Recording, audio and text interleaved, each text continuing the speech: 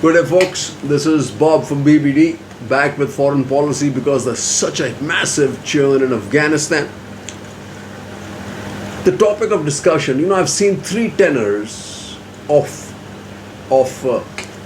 different narratives. One is this narrative about America has sacrificed Afghanistan for Taiwan, has sacrificed the well-being of the women and the people, essentially the people who were supporting both Pakistan, both America and the other NATO allies. Then there's the issue of this a master stroke for Pakistan, China, and Russia. Let's define what this master stroke is. Important. Is it a master stroke? Really? What is a master stroke? Then there's another guy who's talking about should India hang on to the coattails of a declining empire, calling the United States an empire. I'm not sure whether the definition of empire is understood by this old chap from the information IB. What is, after all, an empire? Do we know anything? What were the basic mistakes that led up to this debacle, right? One, obviously, in my opinion, was overbearing British influence on decision making in the US State Department. And the British always saw everything through the lenses of Pakistan. Critical. Second, obviously, earlier was taking the eyes of Afghanistan and going after Iraq. Then the major one was trusting and relying on Pakistan. The other big one was trusting Ghani over Abdullah. Then trusting Khalilzad, who delivered this deal which was totally biased towards the Taliban. And then the tactical mistake was giving a deadline for the withdrawal of the troops, timetable for exit. So while everybody exalts, China exalts, Russia exalts, Pakistan exalts, India exalts at, I don't even know why India exalts at the failures of America. We've been using them for crutches all these years, right? But the biggest recrimination, obviously, is internal in the United States, whether it's the generals, the State Department folks who worked in Afghanistan. They really feel let down. They're really feeling the guilt. And the guilt is essentially associated with a handful of people who were essentially working for the US government, Afghans, and the women. That's the biggest headline news that's grabbing everybody's eyeballs. And essentially it's being amped up, in my opinion, it's being amped up by China, Russia, and the liberal NGOs to collect money, and especially by Russia and China to show the rest of the world or the people who are looking to ally with the US or ally with China to show that US is not a trustworthy partner. But is that so? A country that is so caught up within and questioning this issue, it's far better than a country like Russia or China who don't answer any questions about anything. Here at least you have an open debate that's happening. The government's being challenged. Everybody's being asked about what were the failures. There were failures, obviously. However, let's just see how this tenor works, right? American abdication. Afghan civil society is in mortal danger as Kabul falls. Questions abound on US reliability as an ally. Is it so? I don't think so. Well, because essentially the whole problem lay with the Afghans, the Afghan president, the corrupt regime. Afghan president flees Taliban in Kabul, set to declare Islamic Emirate. Airport under fire amid rush for evacuation. Then you have Taliban should not be recognized as Afghanistan. Government says Britain. Ghani says fled country to prevent flood of bloodshed. Taliban declare amnesty for all, says seek no vengeance. A desperate US government seeks to evacuate 40,000 Americans. Buck stops with me. Biden says no regret on pullout. Then you have US troops in Afghanistan to evacuate Americans. Biden slammed for colossal US failure that has brought Taliban to gates of Kabul. However, pressure mounts on Pakistan as many blame Islamabad for Taliban games. There is no doubt about that, folks. Then you have blame game in US amid American ignominy. Fall of Kabul. Biden, Trump trade bombs as US faces to airlift diplomat citizens out of Afghanistan. US embassy advisors shelter in place. Ghani biding his time. Ghani in UAE. Eyes return. Afghanistan remains tense. UAE hosting ousted Afghan president on humanitarian grounds even as he says he's in talks to return to the country. So UAE and Saudi are playing a really, really clever hand. They haven't shown it yet, right? They haven't shown it yet. Then what do you have here? Taliban regime casts shadow on Indian businesses in Afghanistan. Anti-Taliban protests in several Afghanistan cities, 3 dead, 40 died in Kabul airport, says Taliban. So, watch this space. This is what's going to keep playing out all the time. But believe me, at the end of the day, the biggest loser is going to be Pakistan and China. The United States, like everybody hopes and feels, I don't know why the Indians even exult in this. Without them, we are toast anyway. Back with some more. The biggest conspiracy that's going around, obviously, is about how this deal is done between the Taliban and the United States, because the United States wants to exit and focus on Taiwan and China, protecting Taiwan. Well, that's hardly a conspiracy. That's reality. It's the headline of State Department policy paper. It is China that is that has been declared the biggest challenger for the United States, and they've said so in so many words that they want to refocus all their energy on China, and they can do that brilliantly by pulling away all the stuff that they have going on in Afghanistan, and that's exactly what they've done. So here goes there. China lodges formal protest with US over senator's visit to Taiwan. That's when the United States had made its intent very clear. China holds assault drills near Taiwan.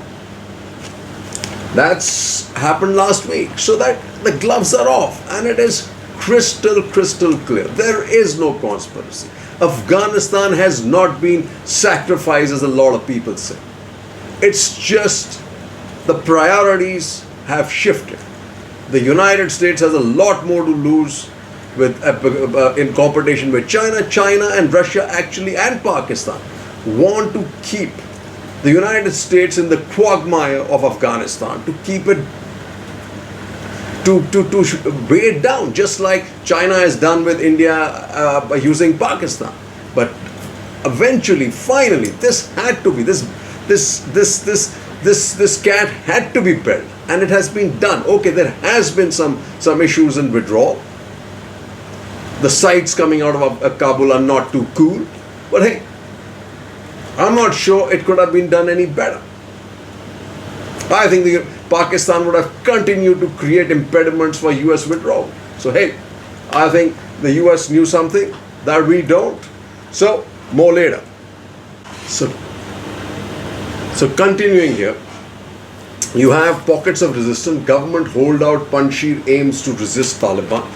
And like I said, the women, we're talking about women and women's rights. Women's rights, whether it's Pakistan, villages of India, villages of Afghanistan, continue to be bad. And the reason is the social structure. And you can't expect a foreign power to change social structures, right? Like, 400 men booked in Pakistan for molesting YouTuber. Taliban destroys statue of force-stoking fear. You're going to see a lot of stories like that. Journalists beaten up for covering protests. That's exactly what happened in Jalalabad. Then you have India's Taliban challenge, says T.K. Arun. He says, no, the Taliban did not rout the Americans and expel them from their country. That feat still remains the exclusive achievement of the Vietnamese. The Americans had secured their goal in Afghanistan of dismantling Al-Qaeda camps, wanted to leave, negotiated a deal with the Taliban and left. Of course, the manner in which they left had turned out to be an unseemly mess, but did anyone expect the Americans to fast forward Afghan evolution from a collection of clans and tribes into a unified national governed by the rules of democracy that it never has been? That's the point, right? The anthropologist President Ashraf Ghani failed in the face of his country's social complexities and relapsed to the stereotype of leader of a kleptocratic state that commands little loyalty from the people. The soldiers of the state he led gave up without a fight. No armed uprising of the ordinary people, swore to defend their state against a medieval threat. What Joe Biden has done is to let all those Afghans down who had collaborated with the Americans and its national allies. Okay. Even now, the US retains enough clout with the Taliban to strike a deal to allow the evacuation of these people. Hasn't the US let the women of Afghanistan down, leaving them to the medieval modes of the Taliban? The rights that individuals and groups enjoy in a society are a function of its internal politics, and beyond a point, outsiders cannot mold them. Just like I said, he says, in most parts of India, women have to be married off with dowry large enough to secure their safety in their marital homes. The Indian Constitution proudly proclaims equality for all and non-discrimination. Dalits continue to bear the brunt of extreme social oppression. Social reform is part and parcel of democratizing society. And if the Afghanistan proves anything, it is the fallacy of trying to impose democracy on an unwilling society at sword point. Women in India have to fight to secure their rights as citizens. Okay? China will have the satisfaction of seeing the US withdraw in ignominy, but that does not diminish America's hard or soft fire. Again, watchman. The Americans can be faulted for allowing the Taliban to ply a profitable trade in opium and its derivatives, and even run a mining business. The Americans can be faulted for letting Pakistan off the hook for aiding and abetting the Taliban even after capturing Osama bin Laden from Abbottabad. Pakistan, if we take a more expansive view of history, the Americans can be faulted for imposing on the world the worst iteration of Islam in its existence by aborting the growth of democracy in the most evolved parts of the Islamic world, Iran and Iraq, for fear of losing them to the Soviet Union in the post-World War II decades, as well as in Indonesia. But apportioning blame will not take us very far. If the Taliban are smart, they will not let Pakistan or China dictate Afghanistan's future. Rather, they will play the Russians, the Chinese and the Americans one off against another to extract the best terms and not allow Al-Qaeda to give America a reason to return with their warplanes. The rise of the Taliban makes the danger of Islamic radicalism in South Asia more potent. Islamic phobia will only feed it. Democracy and inclusive growth alone can counter it. That will be India's biggest challenge. Okay, folks, back. As I was saying, that all our societies in South Asia are patriarchal societies that feed off subjugation of women, and a foreign power just can't change that. India is not going to, has been able to do it for years. Women are fighting for justice here ferociously, right? Well, let's get a situation report, right? Is this the last chopper out of Saigon moment for Afghanistan?